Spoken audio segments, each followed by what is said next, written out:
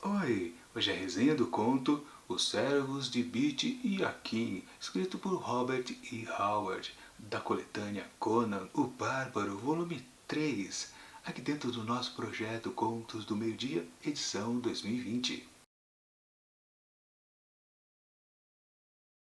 Os íngremes penhascos surgiam em meio à selva, enormes balaústres de pedra brilhando em tons de jade azul e de um monótono carmesim sob o sol nascente que se curvava ao longe, a leste e oeste, acima do oceano esmeralda de frondes e folhas.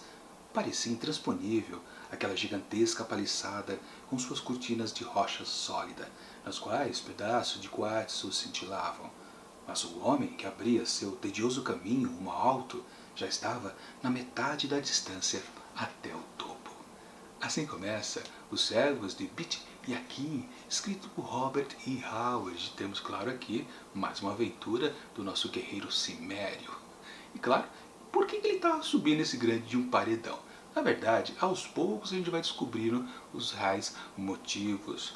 É aquela típica história que já começa em plena ação, para depois, fazer um pequeno flashback e começar a dar alguns detalhes sobre o que Conan está fazendo ali naquela região. Aliás, não exatamente nessa onde está o tal paredão, mas um reino um pouco mais para trás, chamado Kesha, onde ele chegou lá tudo de boa, se ofereceu ao soberano ali e disse que ele estava disposto, por um bom, claro, salário, oferecer os seus serviços. Afinal de contas, ele vem de uma temporada de corsário, lá da Costa Negra, que sabe bem comandar grandes guerreiros. Ele pode muito bem ensinar o pessoal de Kesha como se defender dos inimigos que eles têm ali na vizinhança.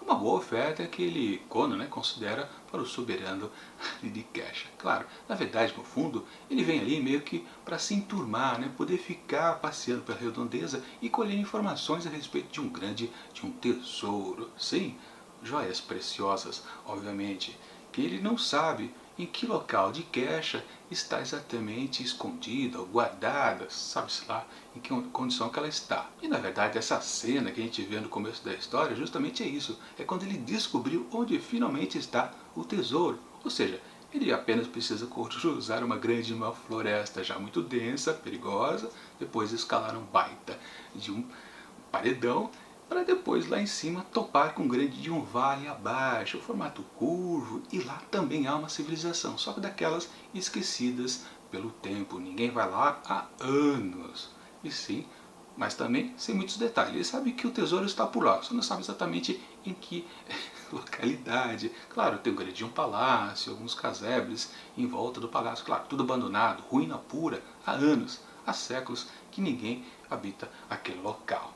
Aquilo ali, digamos que é os antecessores, os fundadores de Kesha, depois em futuras gerações. Bom, parece que a história está fácil, Conan foi até um local, papinho furado para o soberano, para conseguir informações, para poder roubar um tesouro, já que ele está naquela fase meio de pós-corsário, quando ele navegava lá pelas bandas da Costa Negra.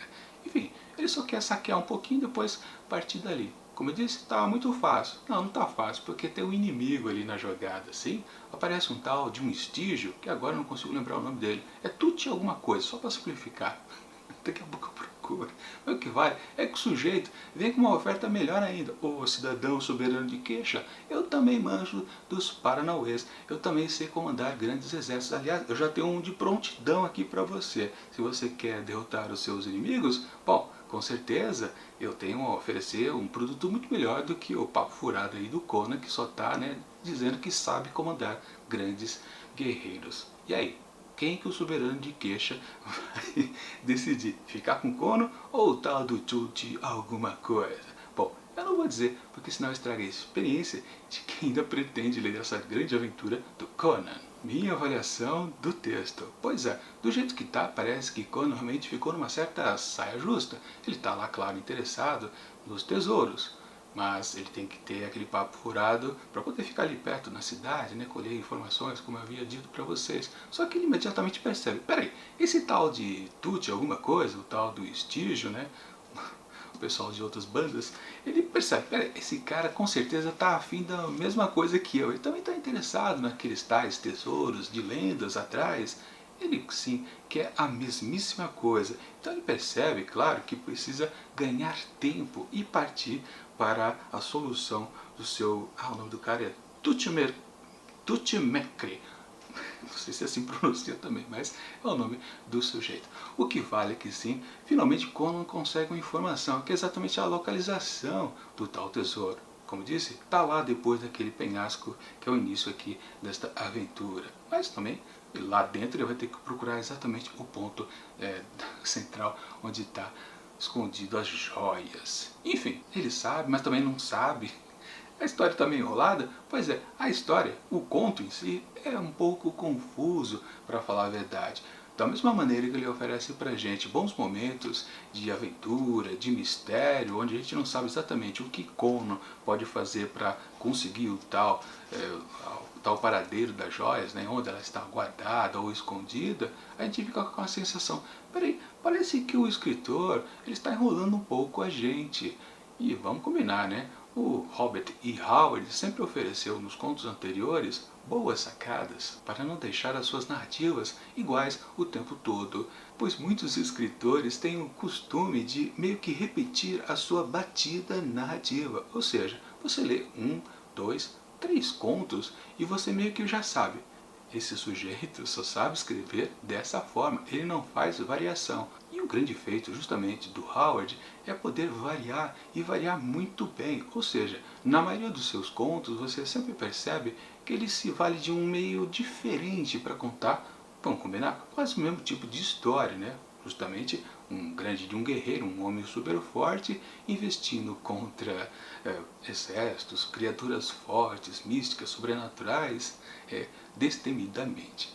Ok, o que vale aqui é que a gente percebe também muito fácil que justamente toda essa variação de Robert E. Howard está muito meio que confusa aqui nesse conto. O tempo todo a gente fica tão confuso quanto a estrutura aqui da história. Peraí, o que está acontecendo de fato? Porque o tempo todo há uma manutenção de novos mistérios. Pois é, se a história já começa nesse clima misterioso de por que ele está subindo o tal do paredão, há um flashback que nos mostra exatamente quais são as intenções do Cimério, depois a gente percebe que quando finalmente ele chega lá no tal lugar onde estão as tais joias, ele também não sabe o que fazer, ele tem que procurar para cá, para lá, e uma coisa meio combolesca começa a acontecer por lá. Ou seja, os seus inimigos vão atrapalhar aquele que eu já referi, o tal Tutmekri, né? E depois uma situação também meio inusitada. Para dar um certo apanhado para vocês do que começa a atrapalhar, é que exatamente quando tem aquela pendenga do soberano de Kesha decidir eu apoio Conan ou apoio o Tutmekri para ser o meu conselheiro militar. Qual dos dois? Bom, o sacerdote ali principal de Kesha diz que devemos consultar o oráculo. E onde está o oráculo? Justamente lá na cidade abandonada, antiga civilização que deu origem a Kesha. Pois bem, é lá justamente onde o Conan já estava escalando o paredão, onde ele vai procurar as coisas. E vai daí que Conan fica sabendo da informação antes e parte para lá algumas horas na frente, depois os outros também vão. Ou seja, é uma bela de uma salada esse conto aqui. E o tal do oráculo, na verdade, a gente descobre depois de um tempo que se trata de uma deusa. Claro, tinha que ter uma mulher super bonita aqui na história do Conan. Sim, a história é confusa o tempo todo e fica quase nisso. E é uma história de 50 páginas, 45 páginas mais ou menos, que fica enrolando exatamente porque depois que você está lá, você não, o Conan está lá dentro do palhaço procurando o local, meio que ele não encontra. Aliás, ele não tem como encontrar, ele não tem informação nenhuma. Ele vai meio que naquelas de vou ver o que acontece. Chegando lá, ele não sabe o que fazer. Mas tem o detalhe que lá existe a tal deusa. Um detalhe importante, um outro spoiler que eu posso dizer. A deusa está morta há muito tempo. Ele vê o corpo dela lá bem preservado, né? Deitadinho numa espécie de um altar. Mas aquela coisa, onde eu vou procurar os tais tesouros, as joias que eu vim aqui furtar, né? Surrupiar, pegar emprestado, digamos assim. Bom, no fundo ele chega à conclusão que ele tem que esperar os sacerdotes chegarem ali e consultarem o oráculo. Pois é, outra enrolação aqui do texto. Na verdade, toda a estrutura narrativa aqui é realmente muito confusa. Ela força um certo mistério o tempo todo, que funciona, para falar a verdade. A história, claro, está dividida em alguns capítulos e em vários momentos, principalmente ao final deles, você fica, uau, o que vai acontecer a seguir? Sim, o desenrolar é interessante, mas de novo você volta a perceber que a história está enrolada. Não há muito o que contar aqui. Toda a ação praticamente se desenvolve dentro ali daquele palácio abandonado durante séculos, e praticamente os perigos que Conan enfrenta está mais relacionado à construção em si do que inimigos que aparecem por lá. Sim, há um grande inimigo, daqueles que no começo aparece em formato de vulto, né? Você não sabe direito quem é que está atacando Conan e também a mocinha da vez. Mas o que vale aqui, que mais uma vez eu preciso afirmar, que tudo é meio naquela situação onde você fala, não, tá tudo sendo enrolado com certeza. Na verdade, esse conto aqui me lembrou um outro que havia no livro 2, me fugiu agora o título da história, mas é aquela onde Conan, também na sua fase de corsário, ele chega até uma ilha misteriosa e nela acontece também uma situação onde vultos começam a atacar a tripulação do navio onde ele está. Uma história mais ou menos assim. Durante muito tempo a gente não sabe direito o que está acontecendo. Sim, é muito interesse para o leitor tentar descobrir ou imaginar, né, já que estamos numa história de espada e feitiçaria, essas fontes sobrenaturais. Depois, claro, de um certo tempo lá na outra história, esses senhores da ilha, que são formas bizarras, se apresentam, tem grandes embates com as tripulações lá dos barcos que aparecem por lá, inclusive o barco de Conan. Ok, e aqui nessa história meio que está bizarro exatamente esta situação. E nisso que eu já achei que também que o autor não estava muito inspirado. Poxa, podia ser algo um pouquinho diferente. Isso levando em consideração que da outra vez, que já estava um clima meio misterioso, meio que forçado, né? Não funcionou lá muito bem. Aqui ficou pior ainda. Mas na verdade, o que mais me faz achar que esse conto aqui é um pouco fraco é exatamente a figura desta deusa. Eu não posso dar muitos detalhes porque senão estraga a experiência de leitura. É muito interessante quando essa deusa meio que surge ali na história, porque vamos combinar, né? Se Conan chega no local e dá de cara com uma deusa ali morta há muito tempo, né? Apenas repousando ali no altar, você meio que saca que esta mulher vai acordar daqui a pouco. É exatamente o que vai acontecer, né? Isso, aliás, não é exatamente um spoiler, é algo óbvio nas histórias de Conan. Só que daí, a resultante disso é que soa para mim muito fraco e forçado. E faz com que o tom da história, que parecia assim um pouco místico, tende a algo que parece uma galhofa. E talvez que contribua bastante para eu achar que esse texto aqui realmente ele não tem força, ele mais enrola a gente do que apresenta algo de fato instigante. Sim, há vários elementos aqui, aliás, quando Conan está subindo lá o penhasco, já encontra um detalhe muito interessante. Numa outra ocasião, ele está caído dentro de um rio, sofrendo as fortes correntezas, e esses dois momentos que aparecem de forma também pontualmente só misteriosa, é explicado mais ao longo da história. E ok, outra forma de deixar o tom misterioso o tempo todo aqui nesse conto. Até passa um pouquinho, mas uma coisa também que me soou estranho é que Conan está muito esperto aqui nesta narrativa. Em vários momentos ele sabe ler textos antigos, consegue ouvir sotaques estranhos de outras regiões, ou seja, ele está mais esperto do que o habitual. Quase não é um Conan tipo, embora claro ele tenha todo o seu ataque para as aventuras, da mesma maneira ele não fica indisposto, ele é sempre um sujeito muito esperto, né, capaz, safo na maioria das vezes, mas digamos que aqui também está exagerado de uma maneira que foge um pouquinho ao habitual. Aliás, uma grande sensação que eu tive durante toda a leitura é que muitas vezes me soou que esse texto aqui talvez não tivesse ter sido aprovado. Sempre vai lembrar, né, que o autor, Robert E. Howard, publicava as aventuras de Conan nas revistas especializadas de ficção científica. E era naquele esquema, tipo, você ofertava seu texto aos editores, eles liam e aprovavam ou recusavam. O escritor, na verdade, teve muitos textos que foram deixados de lado, os editores não gostavam, falavam, me manda outra coisa, isso aqui não está muito bom.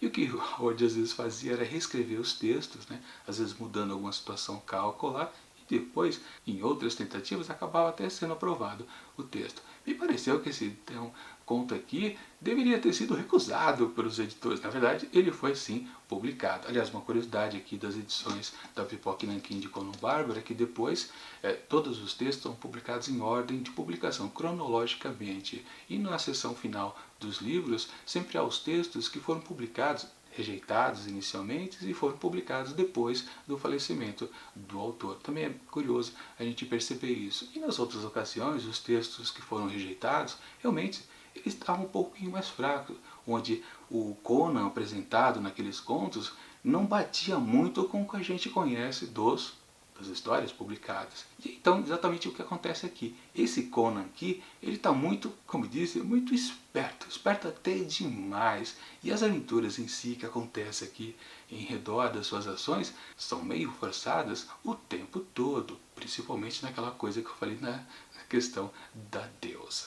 Sim, muita gente pode achar esse conto aqui sensacional, bem aventuresco, com várias reviravoltas. Sim, elas existem, mas se você for analisar e já ter lido todos os outros contos, você percebe que tipo, não, tá errado, não tá batendo essas coisas, tá tudo realmente um pouquinho acima do tom do aceitável. Mesmo numa história de fantasia, há um limite do que a gente acredita que isso aqui é possível ou o que não é possível. É o que está acontecendo então aqui em Os Servos de Bit Yatkan, que também é um outro personagem que aparece depois, e esses servos, sim, aquela grande salada que, como eu disse, floreia toda esta narrativa aqui.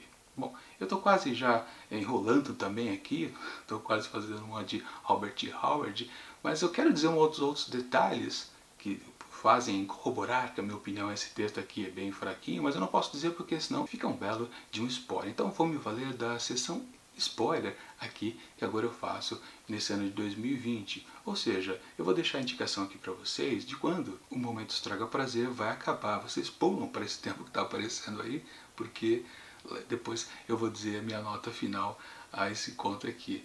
Porque eu preciso dar um detalhe específico lá sobre a deusa. Bom, vejo você daqui a alguns minutos para frente. O que eu quero dizer é que essa tal deusa que estava lá mortinha da Silva há séculos, né, ela vai acordar, como eu disse, é uma coisa óbvia. Só que quando ela acorda, depois de poucos momentos, e ela acorda completamente ameaçadora, Conan percebe, naquele excesso de esperteza que ele está aqui nesse conto, que ela é uma deusa falsa. Na verdade, não é deusa coisíssima nenhuma. Na verdade, é apenas de uma dançarina barra atriz que está ali para engambelar, não Conan, mas na verdade os sacerdotes que estão indo em direção àquela civilização perdida para consultar o oráculo. Aliás, em relação a esse oráculo, Conan percebe instantes depois que já existia uma certa falsidade, um falso oráculo ali, por causa de um buraco na parede que ele percebe onde se podia fingir que o oráculo estava falando. No caso, a deusa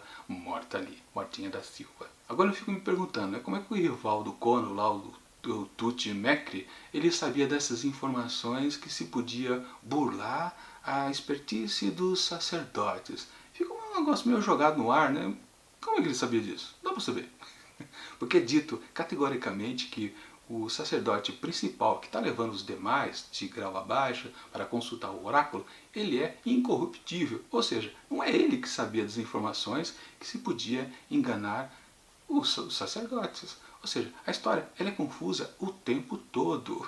Mas o que eu quero dizer principalmente aqui que estraga a história é justamente o comportamento dessa dançarina barra atriz. Ela está ali, claro, para enganar o sacerdote. Então ela tem um texto literal a ser dito, que é aquele, né? Não confie em Conan, confie em Tutmec.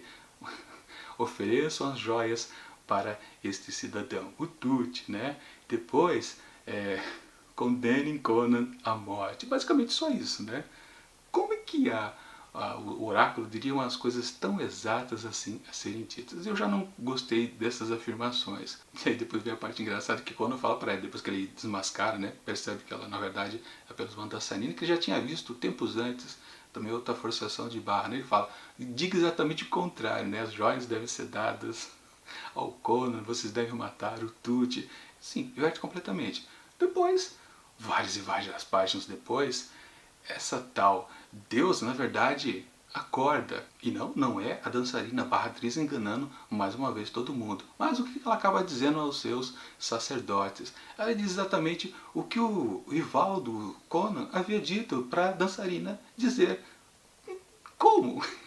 Não havia motivo para isso tudo acontecer. E por que que tem hora que aparece a deusa e não a impostora? Bom, também é uma bala de uma salada e isso tem a ver com os servos do Bit e Atikan, que são aquelas figuras misteriosas que depois aos poucos vão se revelando. Ou seja, principalmente na figura dessa dançarina barra atriz, que eu realmente fiquei completamente desgostoso com o texto. É uma sucessão de absurdos que é produzido por causa da presença dela. Se fosse apenas a deusa que realmente acordasse e meio que titubeasse, né, querendo ser uma pessoa boa e má ao mesmo tempo, vá lá, seria ok, porque também é contada a história dessa deusa. Nós ficamos sabendo que ela foi induzida a certas coisas contra a sua vontade, ou seja, seria um personagem muito mais interessante do que a dançarina barra atriz, com certeza. E teria muito mais a ver com as histórias do Conan, né? Onde aparece uma figura super mística, sobrenatural, ela, a figura da deusa,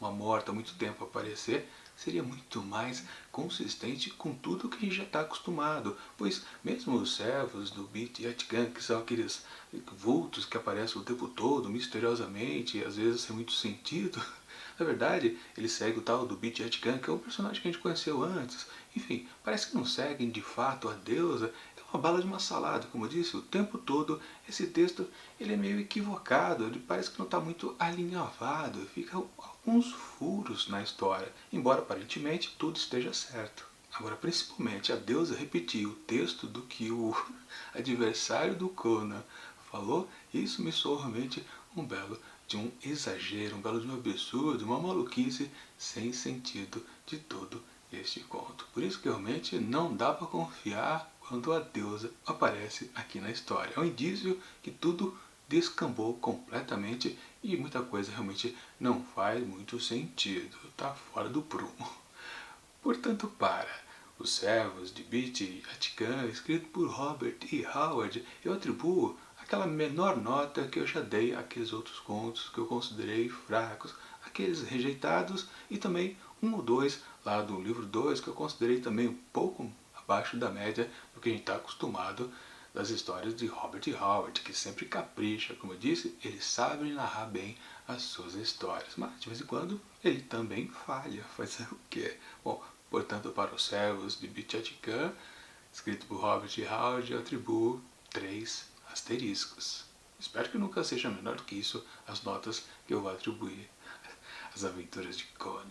Bom, e amanhã retornamos às histórias de Rubem Fonseca com um estilo completamente diferente. O autor brasileiro gosta de histórias super curtas, direto ao ponto, às vezes com uma pegada engraçada, um certo exagero aqui a colar. Mas vamos ver o que acontece amanhã no próximo conto aqui de Rubem Fonseca. Mas enquanto esse próximo vídeo não chega, eu deixo aqui do lado dicas de outras resenhas que já apareceram aqui dentro do projeto Contos do Meio Dia, edição 2020. E tchau!